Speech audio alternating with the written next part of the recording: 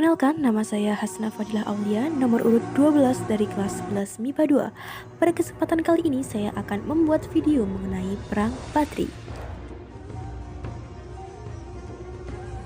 Berlangsung dari tahun 1821 sampai dengan 1837, Perang Padri merupakan perlawanan rakyat Minangkabau, Sumatera Barat terhadap pemerintahan kolonial Belanda. Pada video kali ini saya akan menjelaskan mengenai latar belakang, bagaimana berlangsungnya dan kenapa bisa berakhir. Perang Padri berawal dari perseteruan antara kaum ulama dan kaum adat Minangkabau.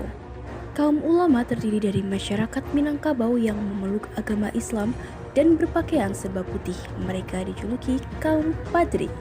Sedangkan kaum adat adalah masyarakat Minangkabau yang masih menjunjung tinggi adat dan menjalankan kebiasaan lama seperti berjudi, menyambung ayam, dan mengkonsumsi minuman keras.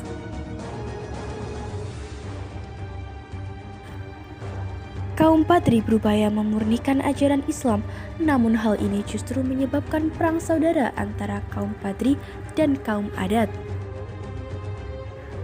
Dalam peperangan saudara ini, kaum adat yang juga terdiri dari raja dan bangsawan Minangkabau akhirnya terdesak. Mereka meminta bantuan kepada Belanda untuk mengalahkan kaum Padri.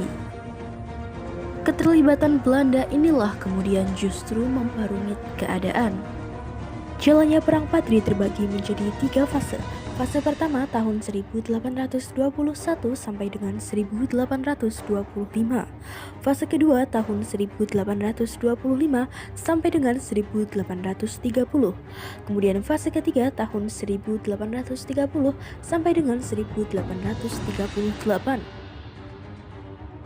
Fase pertama perlawanan kaum Padri terhadap kaum adat dan Belanda yang terjadi dari tahun 1821 sampai 1837. Dalam fase pertama ini pasukan Padri dipimpin oleh Tuanku Pasamah dan Tuanku Nanrenceh. Pasukan Padri melakukan perlawanan di berbagai tempat.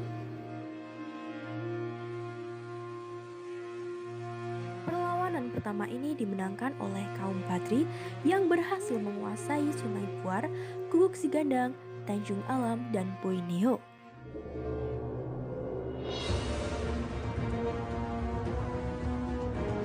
Belanda kemudian mengambil strategi damai pada tanggal 26 Januari 1824.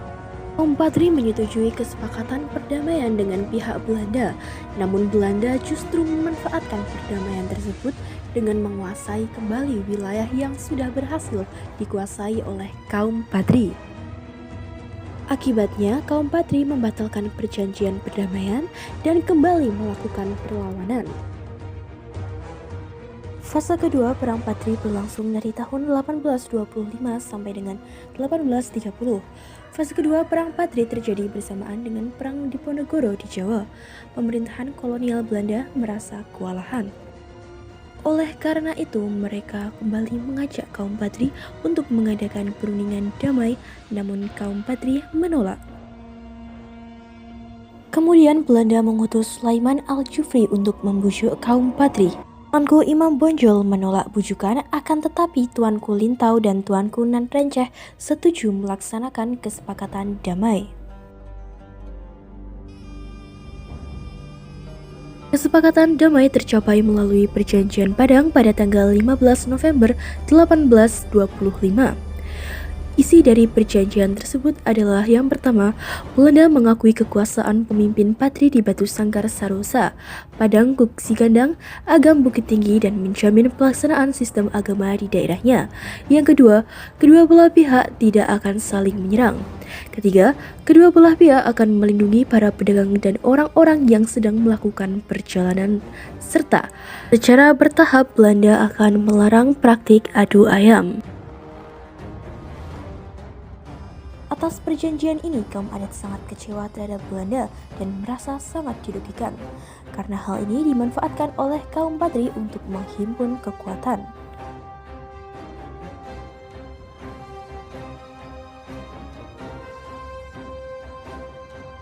Fase ketiga Perang Padri berlangsung setelah Perang Diponegoro di Jawa usai, yaitu antara tahun 1830 sampai dengan 1838. Pada fase ketiga ini, kaum adat yang merasa kecewa dengan Belanda justru bersatu dengan kaum Patri untuk melawan Belanda yang berusaha ingin menguasai Sumatera Barat. Mereka berhasil memutuskan sarana komunikasi benteng Belanda di Tanjung Alam dan Bukit Tinggi. Belanda kemudian menerapkan strategi yang sama yang dilakukan pada Perang Diponegoro, yaitu strategi benteng stelsel. Strategi ini dilakukan dengan cara mempersempit daerah kaum Patri dengan membangun benteng dan memblokade daerah lawan. Beberapa pemimpin pasukan perang Patri akhirnya menyerah, kecuali Tuanku Imam Bonjol. Namun pada tanggal 16 Agustus 1837, benteng Bonjol berhasil dikuasai Belanda. Tuanku Imam Bonjol melarikan diri dan berhasil ditangkap di daerah Palupuh. Pada tanggal 28 Oktober 1928, Tuanku Imam Bonjol kemudian diasingkan ke daerah Cianjur, lalu dipindahkan ke daerah Ambon dan terakhir ke Manado pada tahun 1841.